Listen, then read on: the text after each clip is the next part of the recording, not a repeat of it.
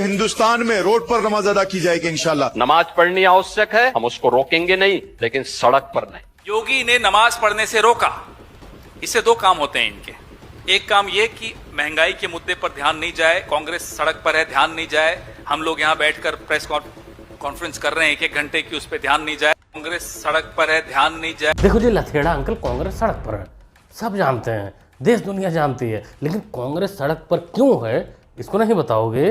कर्मों की वजह से, अपने कुकर्मों की वजह से। देश को लोगों ने कांग्रेस को अपने दिल से निकाला है, तो तुम लोग 1 घंटा बकलोली करो या 5 घंटा, कोनो फर्क नहीं पड़ता। बाकी जहां तक बात रही नमाज की, कि योगी जी ने नमाज पर रोक लगा दी है, ऐसा नहीं है बचवा, सड़क पर नमाज पढ़ने पर रोक है। नमाज पढ़नी आवश्यक है, आप शिफ्ट में पढ़िए, हम उसको रोकेंगे नहीं, लेकिन सड़क पर नहीं।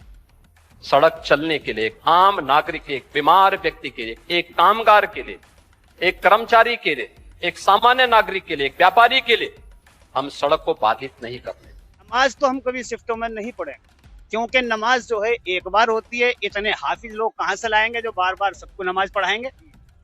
अलबत्ता योगी जी ने भी ये फरमान जारी किया है कि खुले में नमाज नहीं हो। तो मैं कह देना चाहता हूँ कि जितनी भी ईदगाहें हमारी किसी पर छत नहीं है, पूरे हिंदुस्तान में जितनी भी ईदगाहें और ईद की नमाज होती है, बकरीद की नमाज होती है, अल्हम्दुलिल्लाह वो खुले में ही होती है। साहिल मौलाना, छत खुला हो, खुले में नमाज और सड़क जाम करके नमाज पढ़ना, दोनों में अंतर होता है। अंतर इतना बड़ा कि जमीन और आसमान का गैप हो जाए।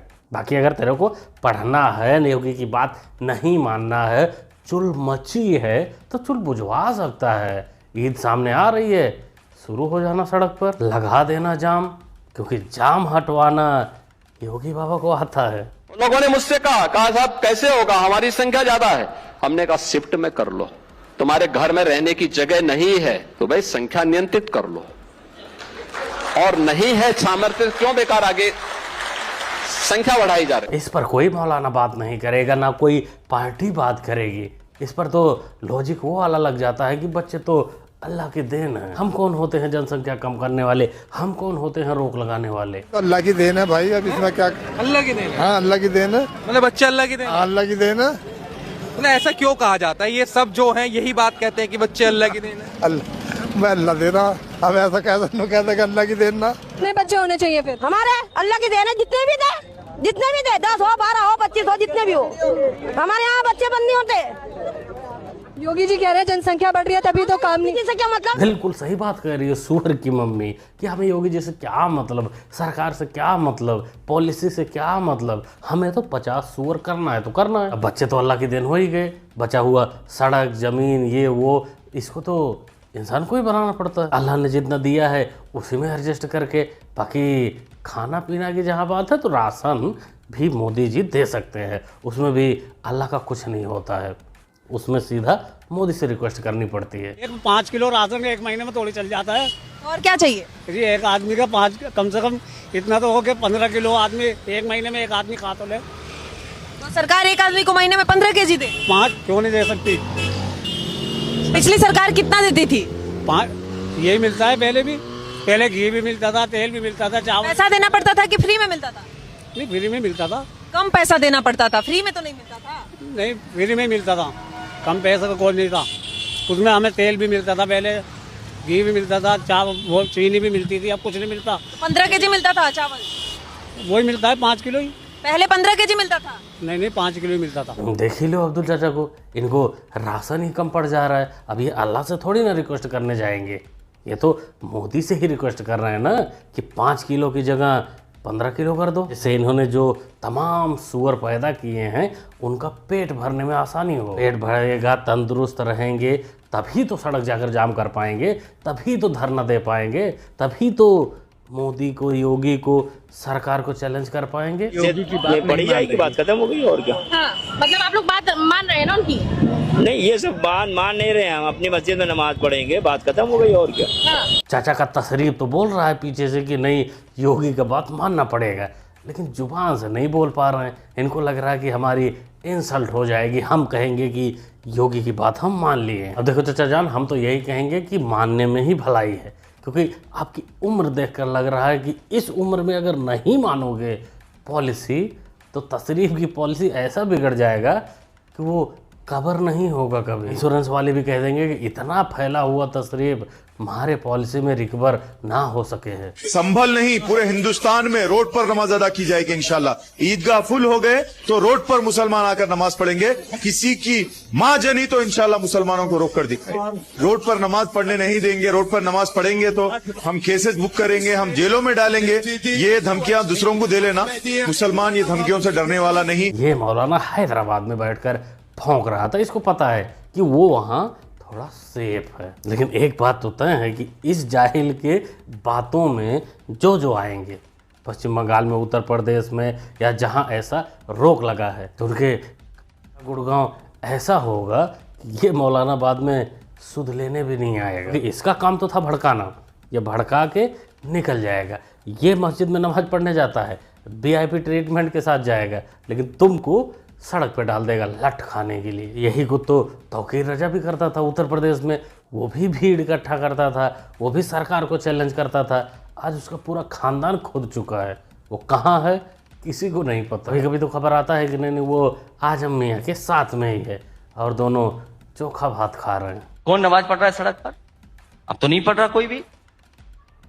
अगर पढ़ भी रहा है जगह कम है तो क्या दिक्कत है? अगर पढ़ भी रहा है जगह कम है तो क्या दिक्कत है? कोई दिक्कत नहीं मियाँ जी, किसी को क्या दिक्कत है? जिसका मन करे सड़क जाम करके नमाज पढ़े, जिसका मन करे सड़क पर दुकान लगा दे, जिसका मन करे सड़क पर शादी का मंडप बांध दे, निकाह कर ले, कुछ भी करे, क्या दिक्कत होता है भाई? सड़क यही सब कामों के लिए होता है। बाकी एम्बुलेंस जाने के लिए, लोगों को जाने के लिए, ये सब के लिए तो आपने अलग से व्यवस्था कर रखा है ना। सबको हवाई जहाज बांट रखा है कि रोड जाम करो, हम सबको हवाई जहाज से उनके गंतव्य स्थान पर पहुंचाएंगे। ये वहां से पूर्व CM रह चुके हैं। इनके बयान से साबित क्या हो रहा है कि ये सिर्फ एक वोट बैंक को टारगेट कर रहे हैं कि उनको हम उनके हिसाब से बयान दे दें, वो खुश हो जाए। जबकि इनको भी पता है ये भी अगर सरकार में रहेंगे तो इसकी परमिशन नहीं देंगे क्योंकि व्यवस्था खराब होगी। और आपके राजकुमार भाटी जी का एक बयान था जिसको लेकर काफी विवाद हो गया, तो आपको नहीं लगता कि इस तरह के बयान आपका जो फोकस है उसको भटका देते हैं? कोई भी समाजवादी पार्टी का कार्यकर्ता, नेता न सोशल मीडिया पे लिखे,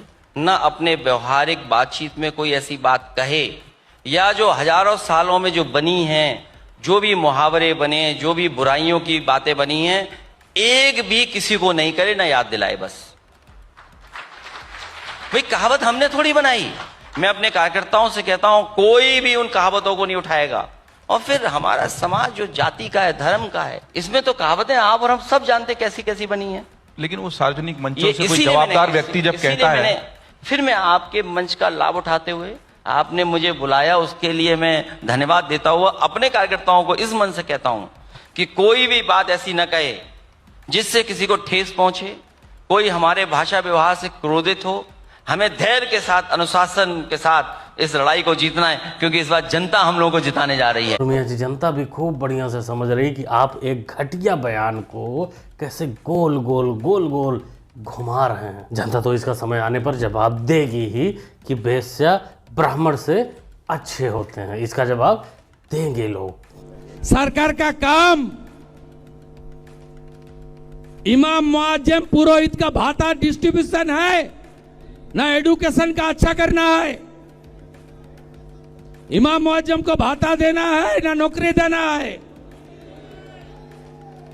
आज कैबिनेट ने सब रिलीजियस भाता बंद कर दिया। अभी तो CM बने हो महाशय, कितना चोट पहुंचाओगे ममता बानो के घर तक। बिल्कुल सही बात है कि सरकार का काम होता है कि नाली, रोड ये सब बनाना, रोजगार देना, इंफ्रास्ट्रक्चर को मजबूत करना। लेकिन ममता बानो ये सारा काम छोड़कर वो मौलानाओं को भत्ता दे देकर उनको मजबूत करने में लगी थी, क्योंकि लगता था कि वो मजबूत तो ये मजबूत। अगर अब दोनों इस स्क्रिप्ट से बाहर हो चुके हैं, न वो मजबूत रही और न ये अब मजबूत रहेंगे, क्योंकि भत्ता खत्म।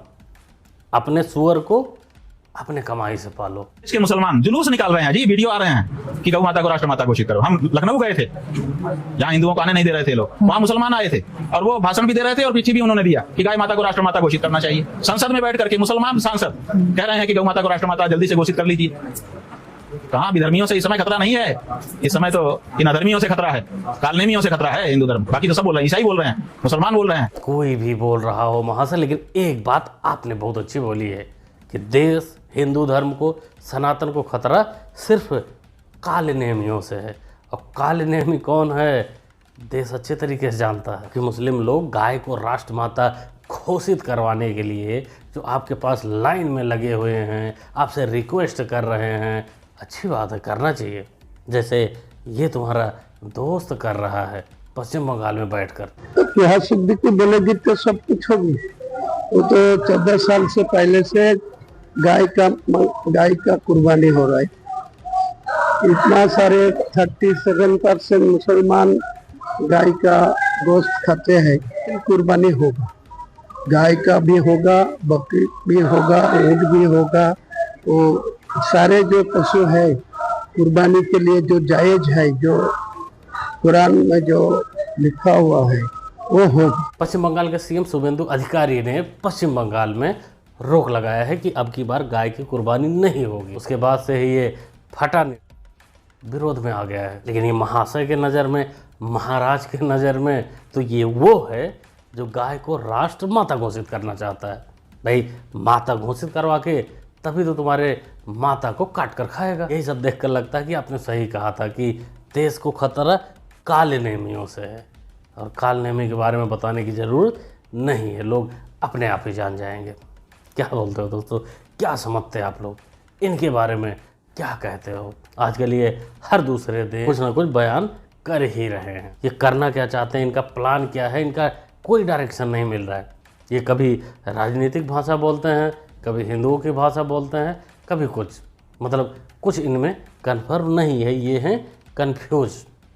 क्या सोचते हैं आप लोग, क्या कहना चाहते हैं? कमेंट बॉक्स खाली कमेंट में लिखिए, बताइए, अपनी राय दीजिए। बाकी योगी बाबा का जो आदेश है और वहाँ पश्चिम बंगाल में जो शुभेंदु दादा ने आदेश दिया, उस पर आप लोग जो भी सोचते हैं कमेंट में अपना राय दीजिएगा।